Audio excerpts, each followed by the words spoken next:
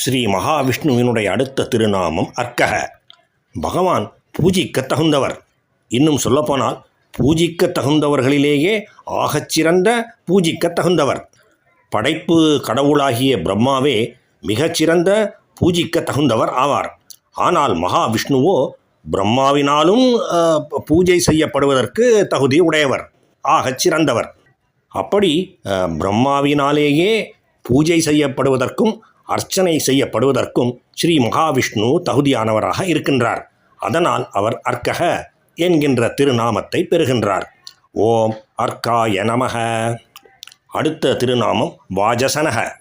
வாஜம் என்கின்ற சொல்லை அடிப்படையாக கொண்டு பிறந்திருக்கின்றது இந்த திருநாமம்.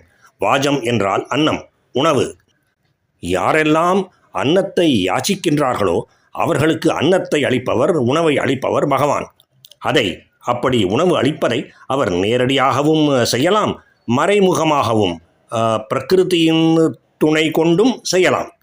அதாவது நல்ல வேலைவாய்ப்பு, சம்பளம் முதலியவற்றை கொடுத்து அவற்றின் மூலம் உணவு பெறுவதற்கு தேவையான அனைத்து ஏற்பாடுகளையும் அவர் செய்யலாம்.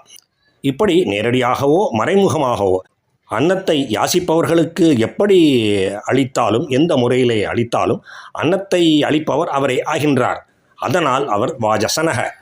ஓம் வாஜசனாய நமக. ஸ்ருங்கி. ஸ்ருங்கி என்றால் கொம்பை உடையவர் என்று பொருள். சிறந்த கொம்பை உடையவர் பகவான். பகவான் மத்ஸ்யாவதாரம் செய்த பொழுது மிகச்சிறந்த மற்றும் நீண்ட வலிமை வாய்ந்த கொம்பை, ஒற்றை கொம்பை கொண்டவராக இருந்தார். அந்த கொம்பிலேதான் ஒரு படகு கட்டப்பட்டு இருந்தது. அந்த படகிலேதான் அடுத்த உற்பத்திக்கான, தோற்றத்துக்கான, படைப்புக்கான சகல விஷயங்களும், முக்கியமான விஷயங்களும் அடங்கி இருந்தன. அவ்வாறாக பிரளயத்திலே, அந்த பிரளய வெள்ளத்திலே மிகச்சிறந்த ஒரு கொம்பை கொண்ட மீனாக, மத்ஸ்யமாக அவர் அவதரித்தார். மிகப்பெரிய மீனின் உருவத்தை எடுத்துக்கொண்டார். அதனால் அவர் ஸ்ருங்கி என்கின்ற திருநாமத்தை பெறுகின்றார். ஓம் ஸ்ருங்கினே நமக. அடுத்த திருநாமம் ஜெயந்தக. பகவான் தன்னுடைய பகைவர்கள் அனைவரையும் ஜெயிக்கின்றார், வெற்றி கொள்கின்றார், வேறறுத்தே விடுகின்றார். அதனால் அவர் ஜெயந்தக. மேலும் இன்னொரு கோணத்திலே இருந்து பார்த்தால் எல்லோருடைய எல்லா விதமான வெற்றிக்கும் அவரே காரணமாக அமைகின்றார். பகவானாகிய ஸ்ரீ கிருஷ்ணர் இல்லையென்றால் அர்ஜுனர் இல்லை. அர்ஜுனனின் திறமைக்கும் வெற்றிக்கும் முழு காரணம் பகவானே ஆவார். அதனால்தான் பகவான் அர்ஜுனரிடம் இல்லாத பொழுது அர்ஜுனரால் வெற்றி கொள்ள முடியவில்லை, வலிமையற்று போனார். ஏனென்றால் அந்த வலிமையும் வெற்றியும் பகவானே அவருக்கு கொடுத்து அருளியவை ஆகும். ஆக வெற்றிக்கு காரணம் பகவானே ஆவார். அதனாலும் அவர் ஜெயந்தக என்கின்ற திருநாமத்தை பெறுகின்றார். ஆக வெற்றி கொள்பவரும் அவர்தான். யார் எந்த வெற்றி கொண்டாலும் அதற்கு காரணமாக அமைபவரும் அவர்தான். அதனால் அவர் ஜெயந்தக.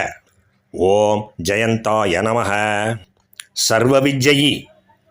இந்த திருநாமம், இந்த ஒரு சொல் இரண்டு சொற்களை உள்ளடக்கியது. சர்வவிஜயி, சர்வவித் மற்றும் ஜெயி. சர்வவித் என்றால் சகலத்தையும், எல்லாவற்றையும் அறிந்தவர் என்று பொருள். பகவானுடைய ஞானம் நிறை ஞானமாகும். அதிலே எந்த குறையும் இல்லை. முழுமையான ஞானம் உடையவர் பகவான். அதனால் அவர் சர்வவித். வேதவித் என்றால் வேதங்களை நன்கு அறிந்தவர் என்று பொருள். அதை போலவே சர்வவித் என்றாலோ சர்வத்தையும் நன்கு அறிந்தவர், எல்லாவற்றை பற்றியும் நிறை ஞானம் உடையவர் என்பது பொருள்.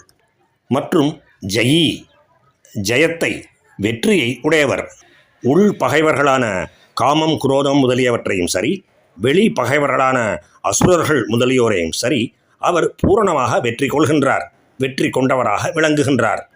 அதற்குரிய சகல வலிமையையும் திறமையையும் அவர் கொண்டிருக்கின்றார். அதனால் அவர் ஜெயி.